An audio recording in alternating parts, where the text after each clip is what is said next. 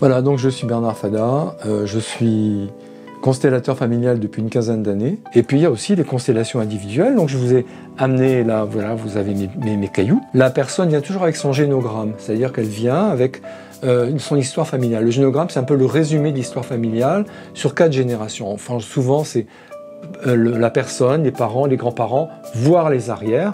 Et puis la personne, si elle a des enfants ou des petits-enfants, elle les mentionne aussi. Elle les met sur un schéma, en fait. Donc la personne me fait part de son génogramme, me montre son génogramme. Moi, déjà, ça me donne une indication. Donc j'interviewe, j'interroge, et ensuite, je demande à la personne, de la même façon, de choisir des cailloux. Alors, je lui demande de choisissez un caillou qui va vous représenter. Imaginons qu'elle choisisse celui-ci. Voilà, et quand je lui dis, quand vous l'estimez qu'il est à sa bonne place, vous le posez. Donc la personne va poser son caillou. Après, je dis, choisissez un caillou qui représente votre père. Elle va le placer. Et choisissez un caillou qui représente votre mère. Et elle va la placer. Donc déjà, ça va me donner une image. On peut imaginer la confrontation, le huis clos qu'il y a entre ces 3 personnes. Donc je vais faire dire des phrases ritualisées et désengager progressivement. Par le biais des cailloux, la personne va mieux se sentir. Voilà, là je schématise, je simplifie, hein. Mais je crée, voyez, une ouverture progressivement pour qu'on aille vers un avenir, voilà, plus quelque chose. Je mets souvent une pierre un peu symbolique. Voilà, on crée une ouverture vers l'extérieur et on sort de cette triangulaire. Ça peut être aussi, par exemple, ça, voilà. Voilà, la personne est là, maman est à droite, papa est à gauche, on regarde par là, qu'est-ce qu'on regarde? Mais surtout, qu'est-ce qui se passe là? La personne est entre ses parents, elle n'est pas à la bonne place. En constellation, une des règles d'or, c'est « je suis à ma place ». Si je ne suis pas à ma place, je ne peux pas être bien. Là, elle est entre papa et maman. En plus, papa est à la place de maman et maman à la place de papa. Souvent, à droite, il y a le père, à gauche, il y a la mère.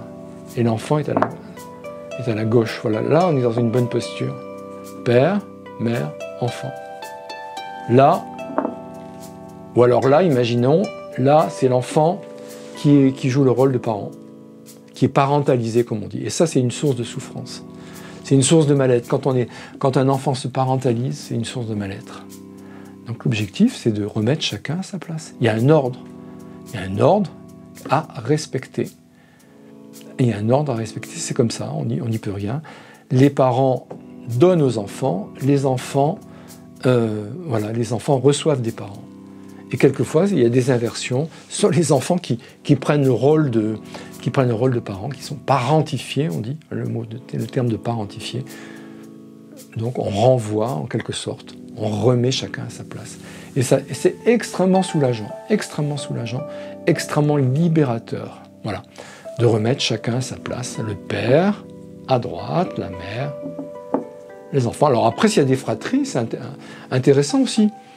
Je vous rappelle que dans les fratries, une des règles d'or, nul ne peut être exclu, nul n'est exclu d'un clan. S'il y a eu des fausses couches, des avortements, on les réintègre.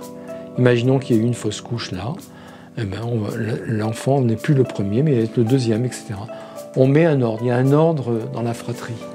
Mais souvent, c'est un peu le désordre aussi dans la fratrie, parce que les cadets se prennent pour les aînés pour les cadets, et ça fiche le bazar. Donc on rétablit l'ordre, l'aîné est l'aîné, il a un rôle bien spécifique, le premier a un rôle spécifique, le deuxième a un rôle spécifique, etc. Et chacun, voilà. Mais souvent, dans l'inconscient des enfants, les enfants portent pour soulager les parents, surtout si le destin est lourd. Voilà.